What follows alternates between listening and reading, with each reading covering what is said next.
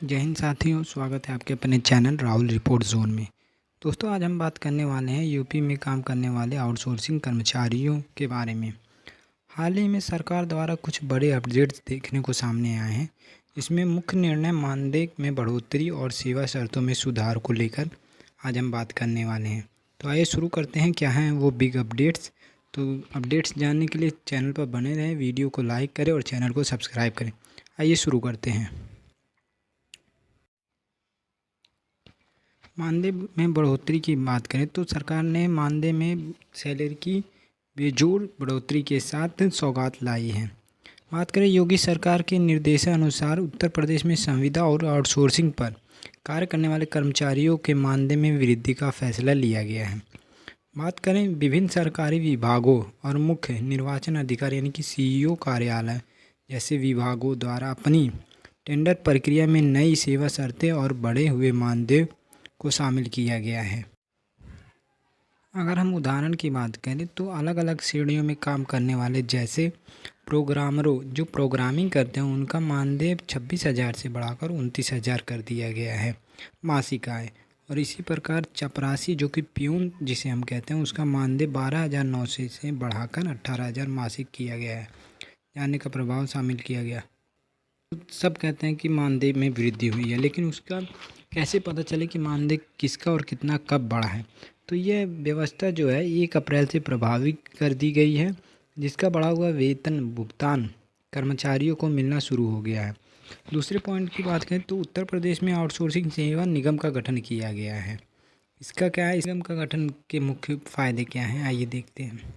तो सेवा निगम के गठन होने के बाद संविदा कर्मियों को मानदेय मिलने में होने वाली देरी को ख़त्म किया गया है। साथ ही इसके साथ ठेके द्वारा की जाने वाली मनमानी, जैसे पहले होता था कि जो आपकी सैलरी होती थी वो ठेकेदारों के अकाउंट में आती थी, तो वो आपको लेट से देते थे।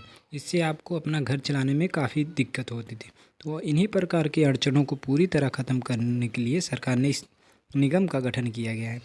सभी नए टेंडर इसी निगम की नई गाइडलाइंस को ध्यान में रखकर किए जा रहे हैं।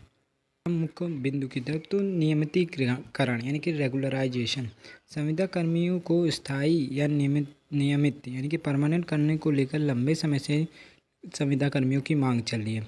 उसी को ध्यान में रखते हुए सुप्रीम कोर्ट ने हाल ही समय में देश की उच्च अदालतों द्वारा विभिन्न मामलों को लंबे समय से काम कर रहे संविदा कर्मियों के पक्ष में कुछ टिप्पणियां की गई हैं और राज्य को नियमावली सुधारने यानी कि राज्य में जो भी नियम है उसको सुधारने के लिए सुप्रीम कोर्ट ने अपने आदेश दे दिए हैं। उत्तर प्रदेश में वर्तमान स्थिति के बारे में तो उत्तर प्रदेश सरकार अभी सीधे तौर पर संविदा कर्मियों को परमानेंट करने के बजाय वो कुछ मुख्य बिंदु पर काम कर रही है, जैसे कि मानदेय को सम्मानजनक बनाना, जॉब सिक्योरिटी प्रोवाइड करना, यानी कि जिस जॉब को आप कर रहे हैं उसमें आप कभी भी निकाले जा सकते हैं। तो उसी को ध्यान में रखते हुए सरकार जॉब सिक्योरिटी यानी कि वो जॉब जो है वो आपके लिए सिक्योर है उस पर काम कर रही है और समय पर सैलरी सुनिश्चित करने पर ज़्यादा फोकस कर रही है।